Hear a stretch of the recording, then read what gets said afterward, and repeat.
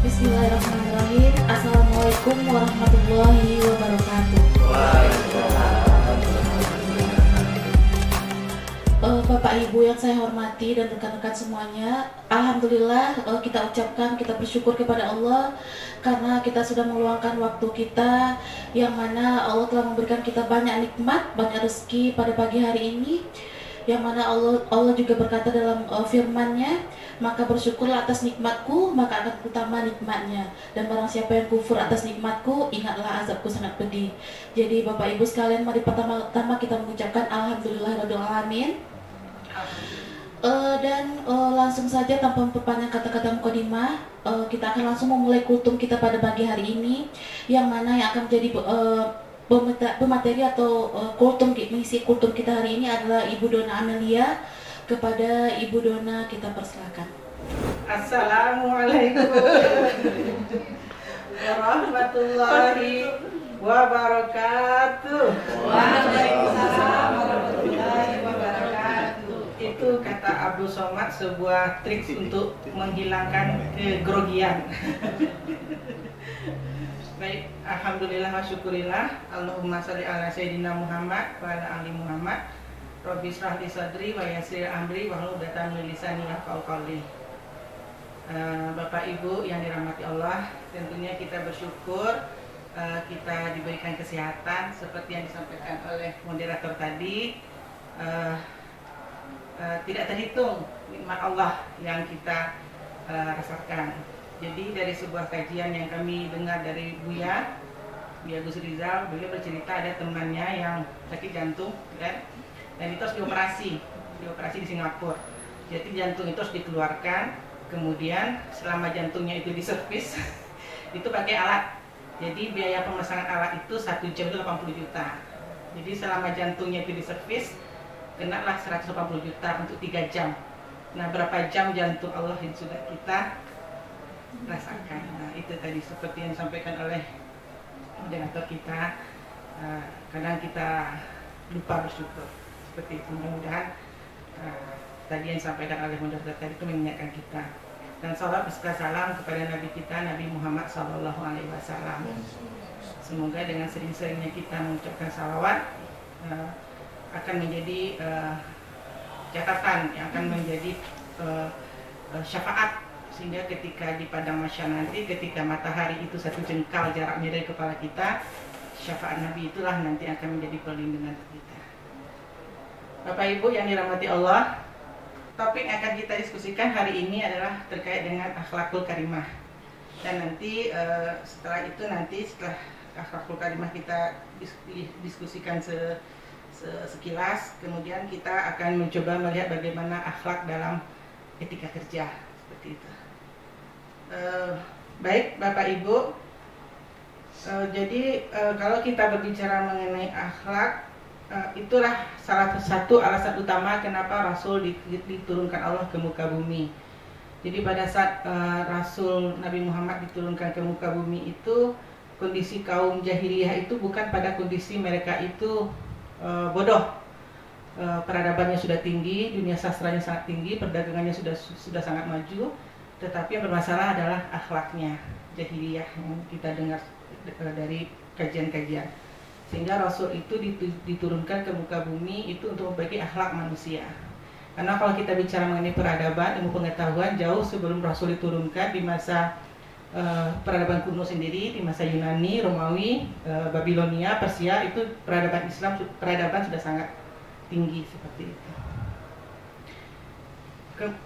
Imam Ghazali dalam kitabnya Ihya Ulumuddin mengatakan bahwa akhlak adalah sifat yang tertanam dalam jiwa yang menimbulkan bermacam-macam perbuatan dengan gampang dan tanpa memerlukan pemikiran dan pertimbangan.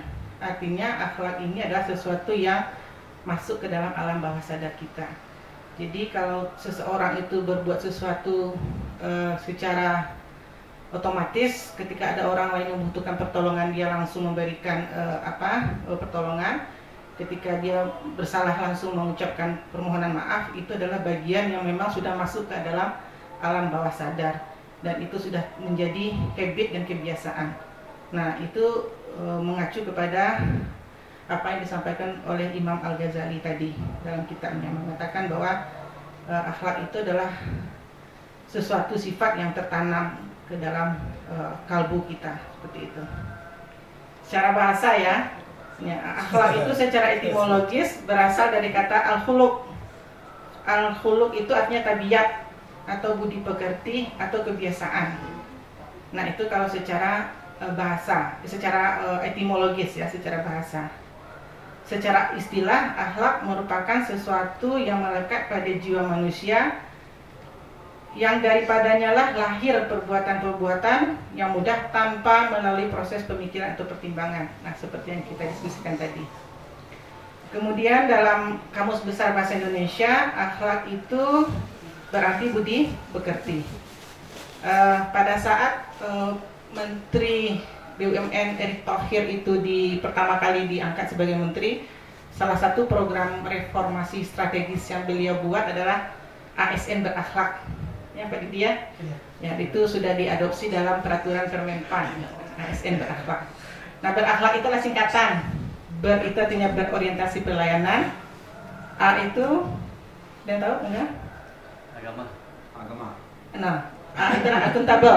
Nah, ya, Bapak Ibu kalau lihat ke BUMN, kantor-kantor BUMN pasti ada itu blendersnya ya. Jadi berakhlak, itu berorientasi pelayanan, A itu adalah akuntabel, K itu adalah kompetensi, L itu adalah H itu harmonis, L itu loyal, A berikutnya adalah adaptif, dan K terakhir adalah kolaboratif. Nah, itu adalah slogan berakhlak yang diadopsi oleh Menteri BUMN terkait dengan pentingnya akhlak ini. Nah, bagi kita umat Islam tentunya pedoman mengenai akhlak ini sudah jauh lebih dalam ya. Nah, jauh lebih dalam. Jenis-jenis akhlak. Nah, kalau akhlak itu kita sudah mengenal istilah yang dari kecil kita sudah diajarkan di guru-guru, adalah ada istilah akhlakul karimah. Adalah akhlak yang terpuji, yang baik secara langsung terhadap Allah dengan melakukan hal-hal yang wajib maupun sunnah, maupun dalam melaksanakan hubungan terhadap sesama manusia. Akhlak yang termasuk akhlakul karimah itu diantaranya, ini sudah sama-sama kita sudah belajar, tapi kita saling mengingatkan saja. Yang pertama adalah husnuzon hablum minallah, berbaik sangka dalam berhubungan dengan sesama manusia, dalam lingkungan kerja, lingkungan bertetangga, lingkungan berprofesi, lingkungan bergaul dan seterusnya. Yang kedua adalah qanaah. Kalau dalam istilah kita adalah semacam self efficacy ya, mencukupkan apa yang ada, seperti itu. Memanfaatkan apa yang ada, itu menerima segala pemberian Allah. Kemudian ikhlas. Kemudian sabar, menerima pemberian dari Allah baik berupa nikmat maupun berupa cobaan. Berikutnya yang termasuk kategori akhlakul karimah itu adalah istiqomah, konsistensi dalam melakukan sesuatu dan kita yakin akan sesuatu itu akan tercapai. Kemudian berikutnya adalah tasamuh. Tasamuh ini artinya adalah memiliki sifat tenggang rasa, lapang dada, dan memiliki sifat toleransi. Berikutnya adalah ikhtiar, dan tentunya adalah berdoa, yaitu memohon kepada Allah. Ini adalah merupakan akhlakul karimah. Akhlak ini kalau dalam Al-Quran itu salah satu dalilnya bisa kita lihat dalam surat Al-Baqarah pada ayat ke-177, yang artinya, bukanlah menghadapkan wajahmu ke arah timur dan barat itu suatu kebajikan, akan tetapi sesungguhnya kebajikan itu adalah beriman kepada Allah, hari kemudian, malaikat-malaikat, kitab-kitab, nabi-nabi, dan kalau yang tadi itu adalah bagian dari rukun iman. Yang kebaikan itu kalau dalam surah Al-Baqarah ini adalah selain yang tadi ya, memberikan harta yang dicintai kepada kerabatnya. Artinya ya bukan sekedar hanya memberikan harta saja, tapi memberikan harta yang dicintai. Nah, sejauh mana kita mampu untuk itu ya Bu ya, kalau misalnya Putri minta sesuatu yang Ibu cintai, yang Ibu suka sekali dan itu diinginkan ya. Dan kita mendengar kisah yang sangat indah sekali ketika ada seseorang memuji pakaian Nabi, Nabi segera melepaskannya dan memberikannya. Ketika ada sesuatu yang sahabat atau ada orang yang mengatakan sesuatu yang dipakai Nabi itu sesuatu yang bagus, beliau melepaskannya dan memberikannya. Nah, itu adalah sebuah contoh yang sangat indah. Kemudian memberikan harta yang cintainya tersebut kepada kerabat, kepada anak yatim dan orang-orang miskin, kemudian kepada musafir, orang yang memerlukan pertolongan, dan orang-orang yang meminta-minta, dan memerdekakan hamba sahaya. Kemudian mendirikan sholat, menunaikan zakat, dan orang-orang yang menepati janji. Nah, ini adalah definisi atau indikator akhlakul mulia, akhlakul karimah dari surat Al-Baqarah ayat 177 tadi. Kemudian, dan orang-orang yang sabar dalam kesempitan dan dalam penderitaan dan dalam peperangan. Mereka itulah orang-orang yang benar imannya, dan mereka itulah orang-orang yang bertakwa. Nah, itu adalah beberapa indikator-indikator akhlakul karimah dari surat Al-Baqarah. Baik, berikutnya ada lagi sebuah surat juga dalam Al-Quran yang menjadi pedoman kita bersama dalam memahami tentang akhlakul karimah ini, yaitu pada surat Al-A'raf ayat 199.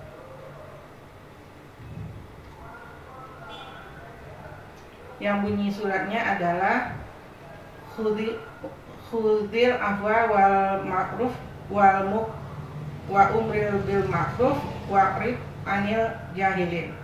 Jadilah pemaaf, perintahkanlah orang-orang pada hal-hal yang ma'ruf, dan berpalinglah dari orang-orang yang bodoh. Nah, itu adalah juga merupakan pedoman bagi kita dalam memahami tentang akhlakul karimah tadi. Dalam ayat tadi ada 3 hal yang di highlight. Yang pertama adalah hudiul afwa, artinya maafkanlah. Ayat tadi atau potongan ayat tadi memerintahkan kita untuk memaafkan orang yang bersalah, menyambung tali silaturahmi kepada saudara yang memutuskannya, memperbaiki hubungan dengan orang lain, memaafkan orang yang menyakiti kita, dan seterusnya. Kalimat ini mengandung segala bentuk memaafkan dan bersabar terhadap orang lain. Ya, jadi kita pernah seringkali mendengar seorang pemenang itu bukanlah orang yang salah kemudian minta maaf, tapi justru orang yang tidak salah tapi juga dia mau untuk meminta maaf, seperti itu. Dengan tujuan adalah untuk memperbaiki silaturahmi. Kemudian ada kata berikutnya, yaitu suruhlah orang dalam mengerjakan ma'ruf, mengandung perintah untuk menyeru kepada hal-hal yang dianggap baik dalam syariat, baik berupa perkataan maupun berupa perbuatan. Termasuk juga kalau kita lihat dalam konteks sekarang ini adalah ketika kita membuat sebuah postingan status yang di situ adalah ada tindakan mengajak kepada kebaikan. Kemudian ada juga dalam ayat tersebut wadrib alal jahilin, berpalinglah dari orang-orang yang bodoh. Artinya mengandung perintah untuk bersabar dan berpaling dari orang-orang bodoh, serta memuliakan diri dengan tidak berdebat dengan mereka. Ini juga adalah sebuah contoh akhlak. Seorang penyair Arab berkata, jika orang bodoh berbicara, maka janganlah engkau menjawabnya. Kalau kita berdebat dengan orang hebat, kita akan tahu kita itu akan kalah, seperti itu. Ataupun kita akan kalah. Tetapi kalau kita berdebat dengan orang bodoh, kita pasti akan selalu kalah. Seperti itu. Nah, itu adalah beberapa contoh ya Bapak Ibu, hal yang paling sederhana di mana pentingnya kita menjaga akhlak. Dan akhlak ini adalah salah satu timbangan kebajikan kita nanti di akhirat. Jadi bahwa di surga itu nanti orang-orang yang bisa bersama dengan Rasul itu adalah justru adalah orang-orang yang memiliki akhlak yang mulia, bukan orang-orang yang banyak ibadahnya, tapi adalah orang-orang yang memiliki akhlak mulia, seperti itu. Dan itu adalah salah satu doa dari Rabiatul Adawiyah ketika beliau diminta sesuatu oleh Rasul, mintalah. Dia tidak minta apapun, dia hanya minta untuk supaya bisa bersama dengan Rasul di surga nanti. Dan dalam pelajaran yang kita dengarkan dalam berbagai kajian, salah satu kriteria yang membuat kita bisa bersama dengan Rasul di surga nanti adalah dengan akhlak yang mulia, seperti itu. Baik Bapak Ibu, itu sedikit ulasan kita tentang akhlakul karimah secara konteks Islam. Baik Bapak Ibu sekalian, tadi kita sudah sama-sama mendengarkan materi dari Ibu Dona tentang akhlakul karimah, dan sedikit tambahan dari saya mengutip dari hadis riwayat Tirmizi yang mana dikatakan mukmin yang paling sempurna imannya adalah yang paling bagus akhlaknya. Begitu pentingnya akhlak dalam kehidupan kita sehari-hari Bapak Ibu sekalian. Baik, untuk selanjutnya kita lanjutkan kepada sesi tanya jawab atau sesi diskusi tentang materi kita pada hari ini tentang akhlakul karimah. Baik, kepada Bapak Ibu atau rekan-rekan semuanya yang ada yang ingin ditanyakan atau memberikan masukan, tambahan dan segala macamnya, dipersilakan. Terkait dengan akhlak, dan saya tertarik tadi dengan apa yang Bu Dona sampaikan, ada tata nilai tadi ya, di BUMN misalnya itu yang akhlak yang Bu Dona sebut tadi ada berapa tadi, 6 ya salah. Saya browsing ya, ada 6 itu, yang salah satunya tadi amanah, dan saya lihat di situ amanah itu artinya memegang teguh kepercayaan yang diberikan. Jadi salah satu akhlak yang dijadikan tata nilai di perusahaan-perusahaan nasional sekarang. Kalau kita kaitkan tadi dengan apa yang disebutkan oleh narasumber, tambahan tadi Yani ya, Tirmizi, memegang teguh kepercayaan yang diberikan. Kalau saya sedikit boleh mengulas, artinya saya bukan berarti dalam hal ini sudah sempurna ya. Artinya kita ketika diberikan kepercayaan, kita memegang teguhnya dimanapun posisi kita. Berarti saya misalnya sebagai diamanahkan sebagai warid 3, berupayalah, saya menekankan pada diri, berupayalah memegang teguh amanah itu.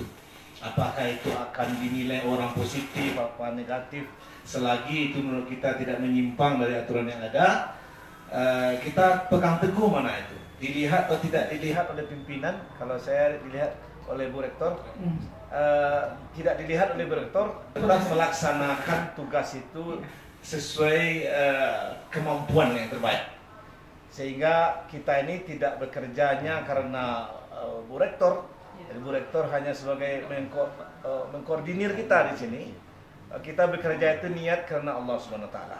Karena akan kita dapatkan 2 kebaikan di sana, kebaikan dunia dan kebaikan akhirat. Ini perlu menurut saya tanamkan pada diri saya, walaupun belum 100% ya bisa terlaksana seperti itu. Kadang ada juga hal-hal yang mungkin tidak apa ya, walaupun saya tentu mengusahakan tidak menyimpang gitu ya dalam pelaksanaannya. Jadi garis bawahnya bagi saya di sini adalah ketika kita diberikan amanah, kita kerjakan sebaik-baiknya, nanti kita akan dapatkan hasilnya.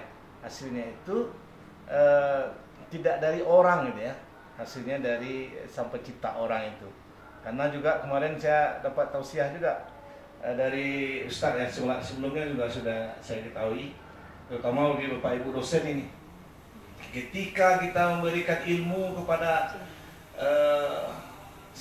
mahasiswa, kalau di bagian akademik itu pelayanan ya, berapa yang dia dapat dari kita, kemudian diamalkan ilmu itu, ya, karena kita memegang teguh sebagai dosen ini, diamalkan ilmu itu, kemudian pahala dari ilmu yang mengalir itu mengalir pada kita. Artinya itu salah satu amal yang tidak terputus nanti kalau kaitkan dengan itu. Jadi bersungguh-sungguh kita dalam memberikan ilmu kepada mahasiswa, ilmu yang dia terapkan menjadi amal jariah bagi kita nanti ketika kita sudah wafat, dan itu mengalir selama kita hidup, mengalir, apalagi nanti ketika kita sudah di alam barzakh. Nah, ini berkaitan dengan salah satu kajian tadi Bu Dona, akhlak ya, isinya itu amanah. Mari kita bersama-sama, saya juga tentu dalam hal ini pada diri sendiri terutama ya, mengemban amanah itu memegang teguh, sehingga kita memang mengharapkan satu-satunya apa yang kita lakukan ini berbalas kebaikan hanya semata dari Allah SWT. Amin. Terima kasih, mohon maaf. Assalamualaikum warahmatullahi wabarakatuh. Waalaikumsalam. Terima kasih Pak Imran. Memang tadi yang Pak Imran waktu katakan itu sangat tepat sekali ya Pak ya. Dan saya juga berusaha untuk menanamkannya kepada diri sendiri. Mohon maaf Ibu Rektor, bos tertinggi saya bukanlah Ibu, tetapi bos tinggi saya adalah di atas. Jadi ketika bekerja, saya kami berusaha untuk meyakinkan ini bukan karena Bu Loli, ini bukan karena Pak Evidik, tapi karena ada bos yang paling tinggi yang melihat pekerjaan kita. Nah, kualitas pekerjaan kita itu dialah yang menentukan seperti itu. Dan kata Pak Dasep sebagai tokoh yang saat kita kita jadikan salah satu role model ya, enggak ya. Nah, ada 2 jurus sukses kata beliau. Kalau kita menerapkan jurus sukses itu, insya Allah kita akan betul-betul sukses, yaitu jurus langit dan jurus bumi. Nah, jurus bumi itu adalah bekerja keras, bersungguh-sungguh, berkomunikasi dengan baik, menepati janji dan seterusnya. Nah, jurus langit itu adalah kepada yang di atas. Ketika kita ya memegang teguh amanah, kemudian juga berbuat baik kepada orang tua dan seterusnya. Tidak ada lain dari 2 jurus itu kata beliau.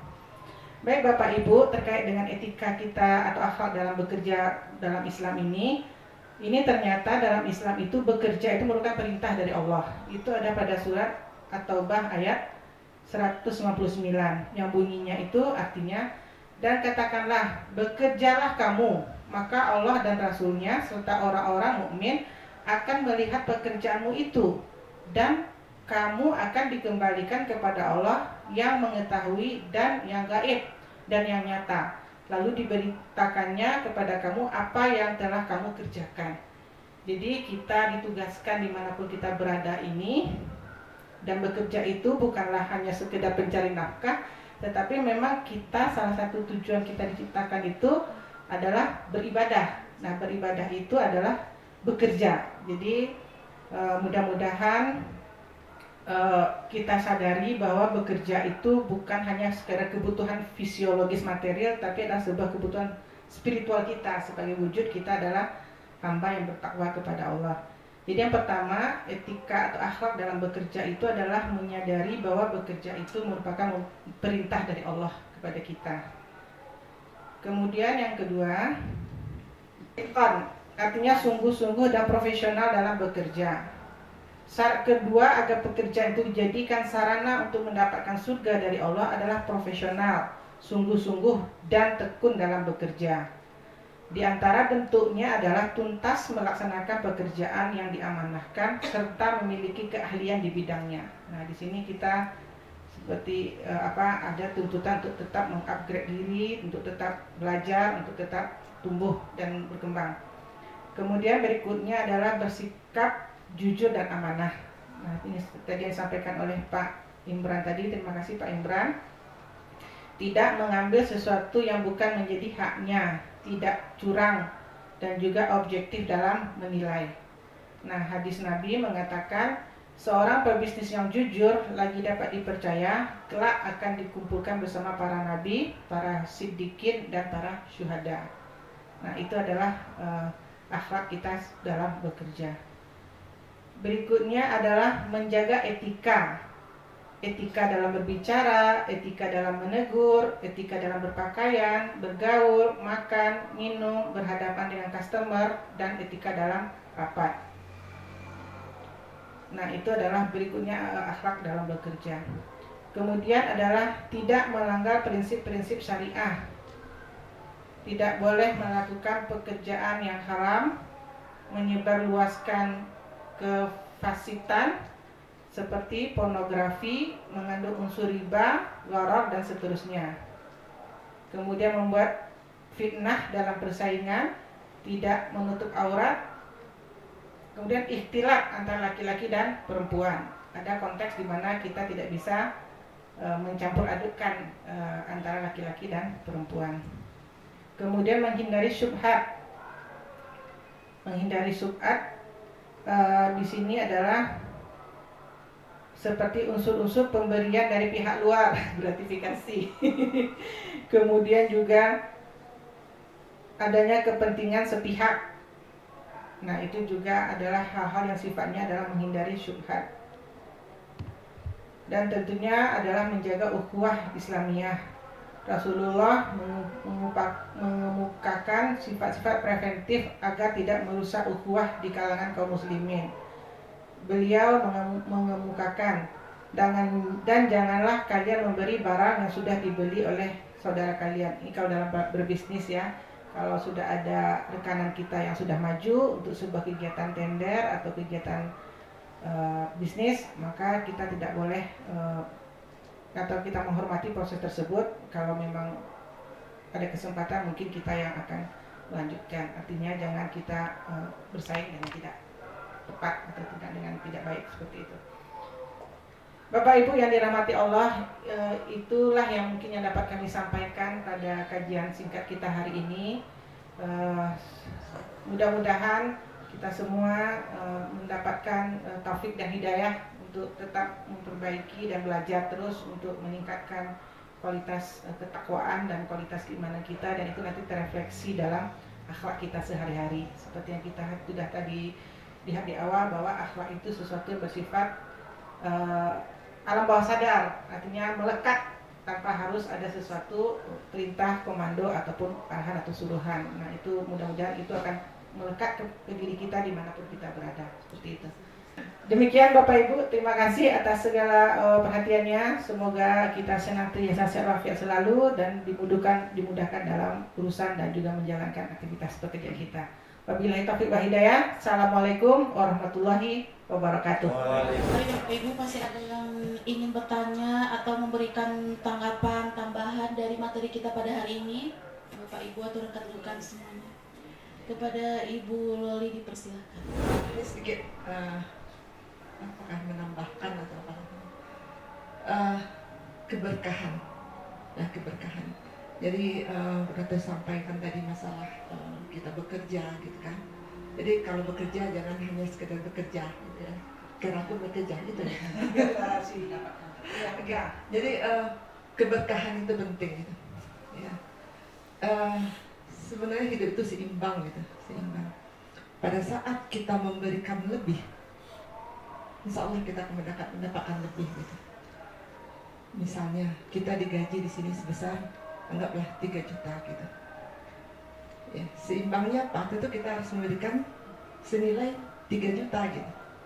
Pada saat kita memberikan tenaga kita, pikiran kita itu lebih dari 3 juta, kelebihannya, percayalah itu akan ada rezeki yang lain untuk menambah kelebihan kita itu.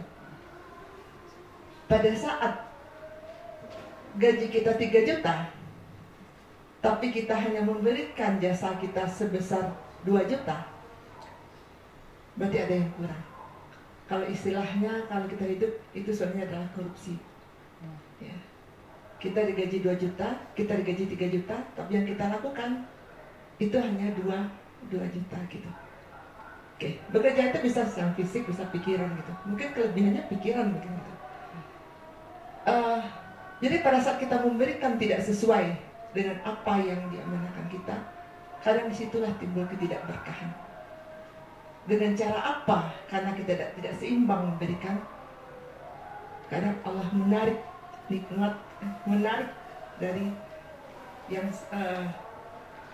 yang kekurangan itu, gitu. Ya, menarik, gitu. Itu pun sering saya kadang melihat dan juga mungkin kadang merasakan, gitu. Misalnya pada saat kita kehilangan, gitu kan, kenapa saya kehilangan? Kalau saya sering introspeksi seperti itu, pada saat kehilangan, kenapa saya kehilangan? Apa yang sudah saya perbuat pada hari ini? Siapa orang yang sudah saya zalimi, gitu kan? Apa mungkin yang tidak sesuai yang seharusnya saya lakukan tapi saya lakukan nggak pantas, gitu. Atau mungkin usaha, gitu, segala macam. Jadi kita penting mengintrospeksi diri juga, agar apa yang kita terima itu berkah, gitu. Jadi kita mungkin tidak bicara masalah waktu saja. Saya hadir di sini jam 8, pulang jam 3, bukan itu saja. Karena kita digaji bukan hanya dari sisi waktu, tapi juga dari sisi pekerjaan. Maka berikanlah sesuatu itu yang lebih, gitu. Jadi kalau ibu juga pernah dengar, ya ini orang lain yang nggak ada sini. Kalau atasan itu minta 3, berilah 4, berilah 5, berilah 6, gitu. Gitu. Ya, disitulah mungkin hukum alam itu nanti akan bekerja, gitu. Bekerja. Pada saat kita memberikan lebih, pasti kita akan menerima yang lebih. Pada saat kita memberikan kurang dari yang seharusnya, mungkin disitulah kita akan ditarik lagi rezeki kita itu, ya, ditarik lagi keberkahan dalam hidup kita itu mungkin yang perlu kita ingat. Jadi Jangan, tadi betul kata Bu Dona, bekerja itu jangan karena hanya pimpinan, ya kita bekerja dengan Allah. Ya, kita bekerja, pertanggungjawaban kita adalah kepada Allah gitu. Jadi ada cerita sedikit, apa ya cerita sedikit ini baru dapat. Jadi ada seorang orang tua, mungkin juga pernah mendengar mungkin seorang tua, dia menyampaikan ke anaknya, ada anaknya beberapa orang. Saya akan membagikan warisan ini kepada saudara sebesar lebih dari 50% kalau mau menemani saya dikubur gitu, dalam kubur selama 40 hari gitu. Semua anaknya ditanya, ternyata enggak ada yang mau. Kamu masa saya mau menemani 40 hari dalam kubur gitu. Akhirnya enggak ada yang mau. Akhirnya ada seorang yang penjaga kubur yang kerjanya membersihkan kuburan. Dia katakan, saya mau menemani di dalam kubur gitu ya. Dan misalnya ini mungkin hanya kiasan gitu ya, karena nggak mungkin masuk dalam kubur itu mungkin nggak ada udara segala macam gitu, nggak mungkin lah hidup gitu kan. Ya. Akhirnya yang tukang cangkul itu katanya, saya mau menemani. Baik, akhirnya meninggal lah orang kaya tadi ya, meninggal. Masuklah orang penjaga kubur itu menemani. Hari pertama yang ditanya malaikat, ya orang yang menjaga kubur itu, apa disampaikannya? Saya di sini penjaga kubur. Terus ditanya malaikat, dengan apa saudara bekerja? Saya hanya bekerja dengan cangkul. Jadi cangkul inilah untuk mendapatkan rezeki. Yang saya punya adalah cangkul ini gitu. Terus sampai berulang lagi ditanya masalah cangkul juga. Akhirnya yang ditanya orang yang kubur. Akhirnya dia menjaga kubur tuh di hari ke-40, sebelum hari ke-40 dia lari keluar, nggak sanggup. Ternyata nggak semua apa. Pada saat kita meninggal, yang ditanya itu, kita itu bekerja apa, rezeki kita itu dari mana, yang hanya cangkul saja digunakan, itu pertanyaan banyak gitu. Apalagi yang kita bekerja ya, bekerja yang banyak, tidak hanya menggunakan cangkul, mungkin ya berapa banyak nanti pertanyaan malaikat kepada kita, dari mana harta kita segala macam. Sampai di penjaga kubur tanya, saya nggak punya harta, saya punya hanya cangkul, saya ingin mendapatkan harta ini. Akhirnya ketakutan, ya nggak takut, ketakutan dia. Hanya cangkul, saya tidak punya apa-apa, hanya cangkul yang saya miliki. Tapi pertanyaan sampai hampir 40 hari hanya bertanya mengenai cangkul itu. Akhirnya dia kabur. Jadi itulah sebenarnya. Jadi apa yang kita lakukan, apa yang kita kerjakan, itu semuanya nanti akan dipertanggungjawabkan. Apa yang kita pakai itu akan menjadi saksi nanti semuanya. Pakaian kita, harta kita, itu akan menjadi saksi semuanya gitu. Jadi usahakanlah apa yang kita lakukan itu bersih, ya bersih. Apa yang kita lakukan itu bersih. Apa yang kita kerjakan itu betul sesuai dengan apa yang diamanahkan kepada kita. Amin. Agar kita bisa juga nanti mempertanggungjawabkan. Sekali lagi, kita bertransaksi dengan Allah, kita tidak bertransaksi dengan manusia sebenarnya. Itu yang tujuan akhirnya. Jadi supaya berkah dari rezeki yang diberikan kepada kita, ya, berkah dari gaji kita itu, apa yang kita terima itu ada berkahnya, maksudnya ada berkahnya. Maka berikanlah yang sesuai. Kalau bisa berikanlah yang lebih dari yang seharusnya gitu. Mungkin itu saja. Assalamualaikum warahmatullahi wabarakatuh. Waalaikumsalam warahmatullahi wabarakatuh. Bapak Ibu sekalian, sedikit saya tambahkan, saya pernah mendengar mengutip kata-kata dari seseorang mengatakan begini, kadangkala apa yang terjadi dalam hidup kita yang kurang menyenangkan hati, kita selalu beranggapan itu ujian dari Allah. Kita lupa bisa jadi itulah balasan dari Allah atas perbuatan kita. Baik Bapak Ibu, mungkin demikian acara kita pada hari ini. Mudah-mudahan kita sama-sama bisa mengambil kesimpulan yang baik, bisa mempraktekkan dalam kehidupan kita sama-sama, dapat mengambil pelajaran ya Bu. Terima kasih kepada Ibu Dona, kepada Ibu Loli, Pak Im, dan kepada rekan-rekan semua yang sudah berkesempatan hadir pada hari ini. Atau ada lain-lain yang atau berbagi pengalaman? Boleh. Izin moderator sedikit menambahkan. Ya, baik. Terima kasih Bu Loli, saya setuju sekali tadi Ibu menyatakan ada hukum alam ya Bu ya. Dalam apapun yang kita lakukan selalu pasti akan bereaksi sejalan dengan apa yang kita kerjakan. Nah, ada buku namanya The Secret, jika Bapak Ibu pernah dengar. Nah, itu di situ salah satu di situ dijelaskan yang namanya The Law of Attraction, hukum tarik menarik. Jadi energi apapun yang kita keluarkan pasti akan kembali lagi ke kita. Kemudian di situ dijelaskan juga bahwa ada namanya hukum kekekalan energi. Energi di alam semesta ini tidak akan pernah berkurang atau bertambah. Yang ada hanyalah berubah bentuk. Contoh misalnya seperti kayu kita bakar, kemudian kayunya menjadi abu, abunya hilang, kemudian sampai ke tanah, tapi kembali lagi kan tumbuh lagi pohon yang baru. Seperti es mencair menjadi air, kembali ke bumi, kemudian air mengalir, kemudian tadi penguapan lagi, turun lagi hujan. Artinya kalau kita ada kebaikan, mungkin tidak pada saat itu kebaikan akan kembali ke kita. Tetapi pada saat dia akan berubah bentuk dulu, bertransformasi dulu, kemana-mana dulu, baru nanti akan kembali ke kita. Begitu juga dengan kecurangan atau kelalaian ataupun kesengajaan yang kita perbuat seperti itu. Jadi terima kasih Ibu mengingatkan atas Ibu. Terima kasih.